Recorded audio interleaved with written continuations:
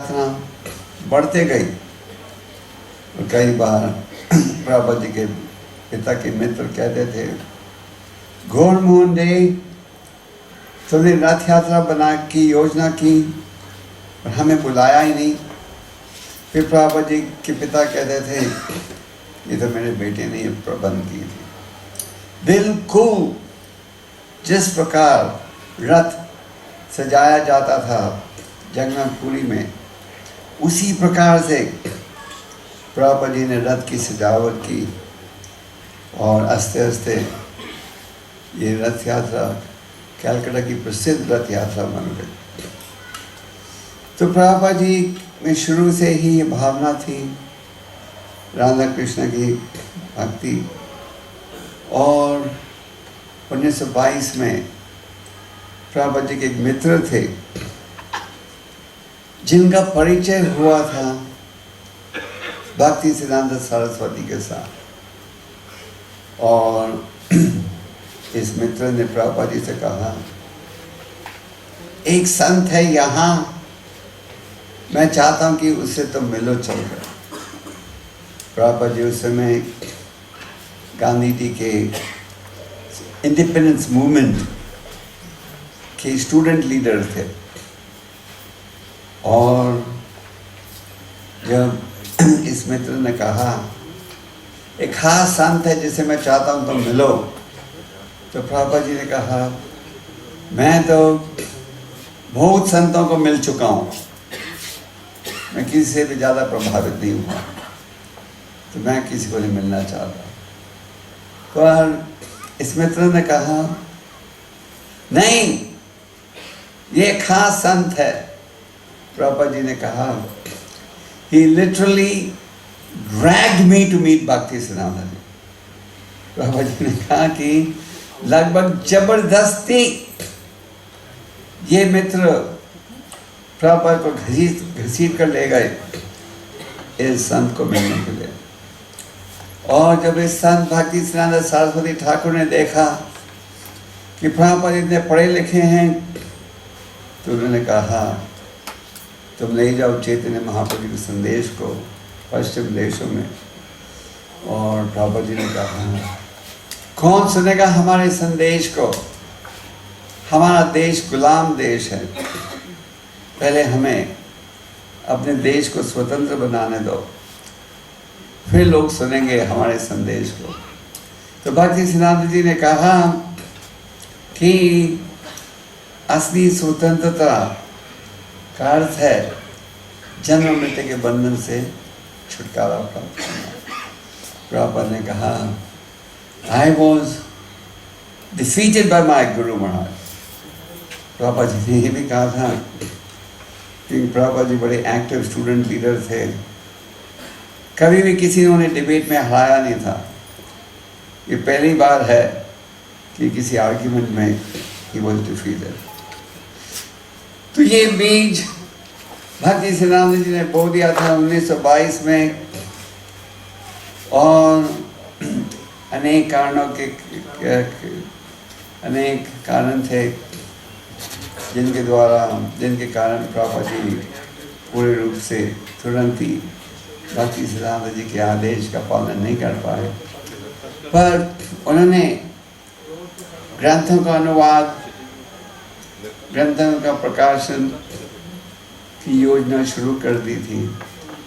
और जब बॉम्बे में 1932 में भक्ति सिद्धांत जी ने अपने सन्यासी शिष्यों को भेजा था गौड़ीय मत की स्थापना करने के लिए, तो उन दिनों में प्रभा जी का फार्मेसी का बिजनेस था।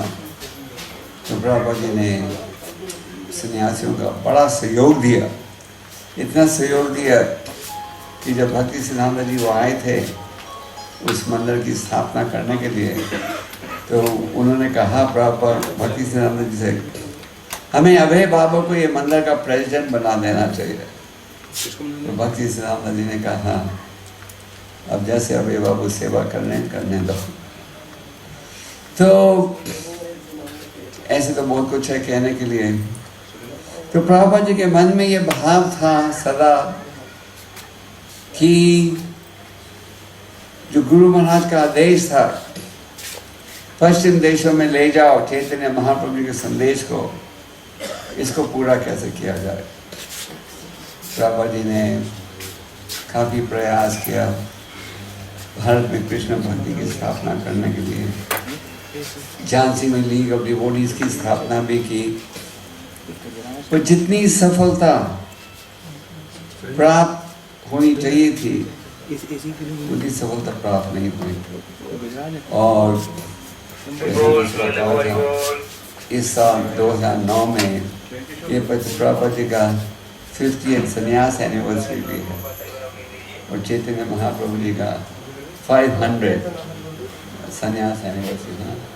आज से 500 साल पूर्व चैतन्य महाप्रभु जी ने संन्यास लिया था और मायापुर में उस इलाके में काफ़ी योजना है। और इसी साल 50 साल पूर्व प्रभुपाद जी ने भी संन्यास आश्रम लिया। तो प्रभुपाद जी के मन में ये विचार था कैसे चैतन्य महाप्रभु जी के संदेश को पूरा किया जाए। और जैसे मैंने सुबह कहा था, पर कई भक्त हैं अभी जो सुबह नहीं थे, प्रभुपाद जी ने बड़ी कठिनाई के साथ प्रथम स्कंद को छापा। प्रभुपाद जी राधा दामोदर मंदिर में निवास कर रहे थे, वहाँ अनुवाद करते थे और ग्रंथों को छापने के लिए दिल्ली आते थे। वृंदावन से मथुरा टांगे में, मथुरा से दिल्ली 3rd क्लास डब्बे में आते थे और फिर दिल्ली में वहाँ से चिपीवाड़ा वगैरह जाते थे टांगे में या साइकिल रिक्शा में। और बड़ी कठिनाई से प्रभुपाद जी मिले एक हितेंद्र शर्मा को, जो कि उस समय के एक बड़े व्यापारी जयदयाल डालमिया के सेक्रेटरी थे। और प्रभुपाद जी ने डालमिया जी से कहा, मैंने भागवतम के प्रथम स्कंद को अनुवाद किया है, इसको प्रकाशित करने में सहयोग दीजिए। जयदयाल दयाल में धार्मिक विचार के थे। उन्होंने कहा, यस, मैं तुम्हारी मदद करूँगा, पर पहले तुम ये मैन्युस्क्रिप्ट हनुमान प्रसाद पोद्दार को बताओ। हनुमान प्रसाद पोद्दार बड़े अच्छे सज्जन थे जिन्होंने गीता प्रेस की स्थापना की।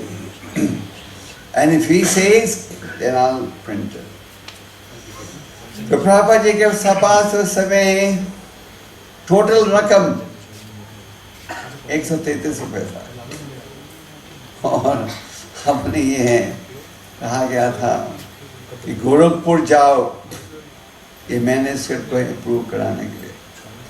तो प्रभुपाद जी गए 3rd क्लास में दिल्ली से लखनऊ, फिर लखनऊ से गाड़ी पकड़ी गोरखपुर के लिए और गोरखपुर में फिर जाके उन्होंने 80 पैसे देकर स्टेशन से पोद्दार जी के घर का साइकिल रिक्शा लिया। तो जब तक प्रभुपाद पहुँचे गोरखपुर, उनके पास कोई 70 रुपये बच गए थे बस। तो उन्होंने अपना मैन्युस्क्रिप्ट दिखाया, प्रथम स्कंद 1st वॉल्यूम का, और हनुमान प्रसाद पोद्दार बड़े प्रभावित हुए। उन्होंने कहा, दिस इज एक्सीलेंट वर्क। तो उन्होंने अपने तरफ से प्रभुपाद जी को 4000 रुपये दिए वो छापने के लिए।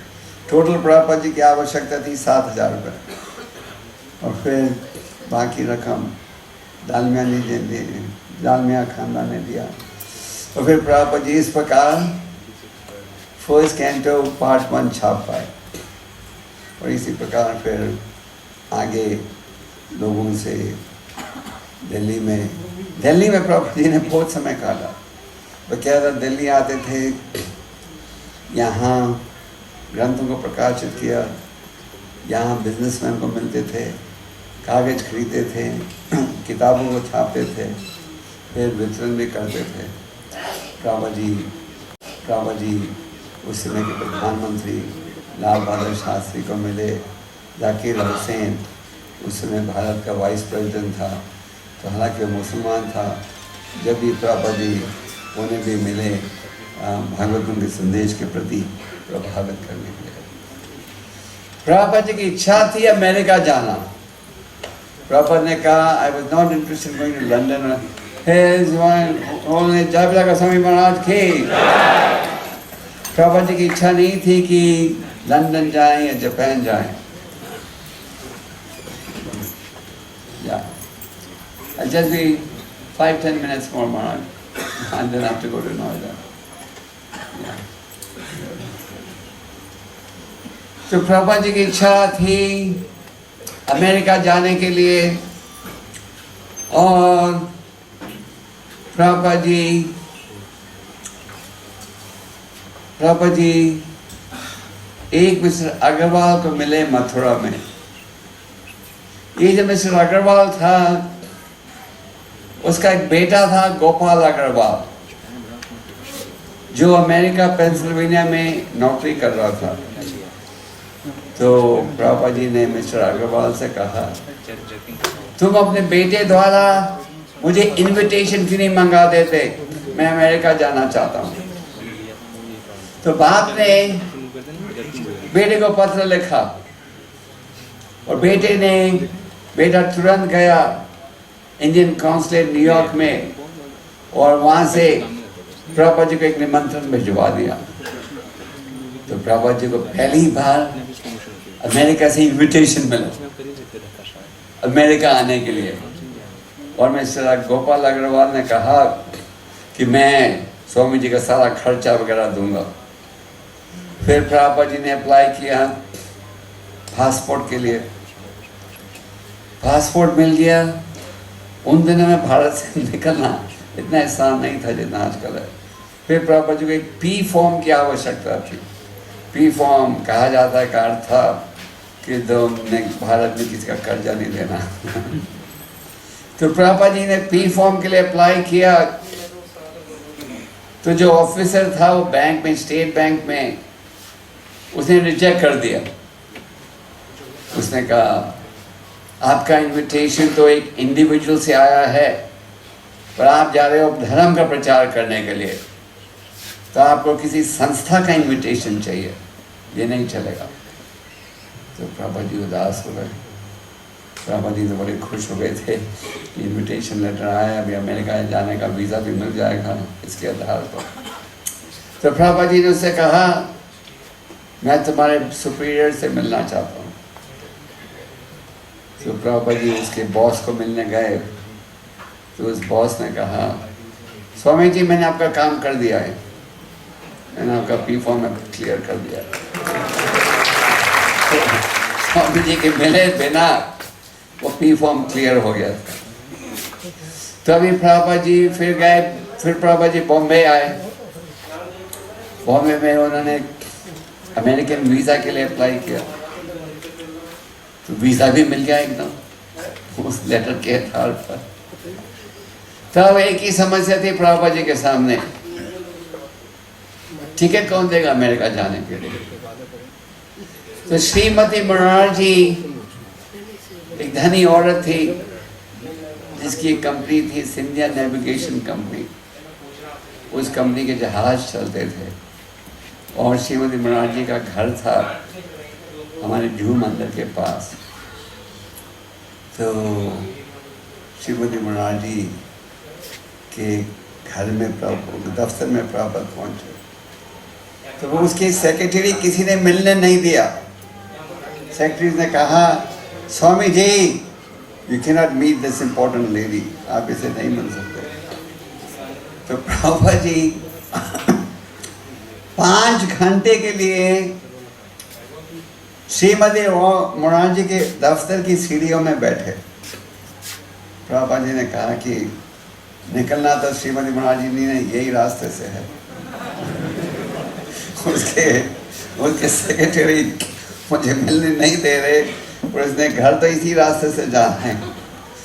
तो 5 घंटे के लिए प्रभुपाद जी सिंधिया नेविगेशन कंपनी के ऑफिस के सीढ़ियों में बैठे रहे। फिर जब श्रीमती मुरारजी शाम के समय घर जा रही थी अपने सेक्रेटरी चौकसी के साथ, तो उन्होंने देखा एक स्वामी जी बैठे हुए हैं वहाँ। तो किसी ने कहा ये स्वामी 5 घंटे से अपनी राह देख रहा है। तो श्रीमती महाराज जी धार्मिक विचार की थी, तो उसने कहा स्वामी जी मैं आपके लिए क्या कर सकती हूँ। वो खुद चलकर आई स्वामी जी को मिलने, और स्वामी जी सीढ़ियों में बैठे हुए थे। तो स्वामी जी ने कहा कि मैं भागवतम पार्ट 2 को छापना चाहता हूँ और अमेरिका जाना चाहता हूँ। तो श्रीमती महाराज जी ने कहा आज बहुत देर हो गई है, कल आना मुझे मिलना है। तो प्रभुपाद जी गए अगले दिन मिलने। श्रीमती महाराज जी तुरंत ही मान गई भागवतम फर्स्ट कैंडल पार्ट 2 को छापने के लिए। उसने कहा जो पैसा मैं दूंगी। तो फिर उसने कहा कि आप अमेरिका इस उम्र में कहाँ जाओगे। 69 इयर्स के थे उस समय प्रभुपाद जी। प्रभु ने कहा, फिर प्रभुपाद जी का जरा परिचय बढ़ा उनके सेक्रेटरी चोकसी के साथ। तो चोकसी ने भी कहा स्वामी जी आप तो कभी पश्चिम देश में गए ही नहीं, कहाँ जाओगे इतनी बुरी उम्र में। तो स्वामी जी ने जिद की नहीं मुझे अमेरिका जरूर जाना है, अपने गुरु के आदेश को पूरा करना। तो श्रीमती महाराज जी ने पहले बहुत प्रयास किया था। मैंने कहा स्वामी जी आप इतनी बुरी उम्र में जाओगे, जहाँ कोई जान पहचान है कुछ है, और मर जाओगे, और मैं आपको जिंदा देखना चाहती हूँ। आप वृंदावन लौटो और मुझे भागवतम सुनाओ। तो जब उसने देखा कि नहीं स्वामी जी की बड़ी इच्छा है कि वो जाएं, तो फिर वो मान गई। और उसने अपनी चोकसी सेक्रेटरी से कहा कि स्वामी जी को विदेश जाने की सहयोग दो। और एक जहाज़ था जलादूत, जो कि कार्गो शिप था, पैसेंजर शिप भी नहीं, उसमें उन्होंने मुफ्त की टिकट दी। तो प्रभुपाद जी बॉम्बे आए थे और सिंधिया नेविगेशन कंपनी जिसकी वो मालिक थी, उसके क्वार्टर्स में अलग अलग अधिकारियों के घर में रहते थे। तो जिन अधिकारियों के घर में रहते थे उन्होंने कहा कि स्वामी जी के पास उस समय बिल्कुल धन नहीं था, तो अंधेरी स्टेशन से 2 किलोमीटर रोज चल के जाते थे प्रभुपाद पैसा बचाने के लिए, और दिन रात ट्रांसलेशन में लगे रहते थे। और फिर श्रीमती महाराज जी ने काफ़ी सहयोग दिया। उन्होंने अपने सेक्रेटरी को कहा स्वामी जी को गर्म कपड़े खरीद के दो। तो 250 रुपये के गर्म कपड़े खरीद के दिए उनके सेक्रेटरी ने। और फिर उन्होंने कैप्टन जहाज़ के कैप्टन देख पांडे जी, उसे कहा कि स्वामी जी की खास देखभाल करो। फिर स्वामी जी निकले बॉम्बे से, आए कैलकाटा। जब कैलकाटा आए तो कोई नहीं था उनके स्वागत के लिए। फिर एक में से भट्टाचार्य थे जिनसे वो पहले लखनऊ में मिल चुके थे राजपाल के घर में, और वो भट्टाचार्य प्रभुपाद जी को लेकर कई अखबारों के पास गए। स्वामी जी इंग्लैंड अमेरिका जा रहे हैं, छापो। और प्रभुपाद जी ने उस समय एक पैम्पलेट छापी थी माय मिशन, और प्रभुपाद जी का विचार था 60 वॉल्यूम भागवतम को प्रकाशित करना, पर किसी अखबार वाले ने कुछ छापा नहीं। एक बंगाली अखबार वाले ने एक छोटा सा छापा कि ऋषि भक्ति स्वामी भागवतम के संदेश को लेकर अमेरिका जा रहे हैं, जला रहे हैं जलादूत से। प्रभुपाद जी निकले थे कैलकाटा से अगस्त 13 को, जन्माष्टमी से एक दिन पहले। और जाने से पहले प्रभुपाद जी कैलकाटा से गए मायापुर, और मायापुर गए, वहाँ उन्होंने गुरु जी की समाधि पर प्रणाम किया। फिर वापस आए कैलकाटा। और जब प्रभुपाद जी निकले थे कैलकाटा से, कोई नहीं था उन्हें छोड़ने के लिए। आप लोग जाते तो कोई छोड़ने आता है, बाय बाय करता है, तो बाय बाय करने के लिए कोई भी नहीं था।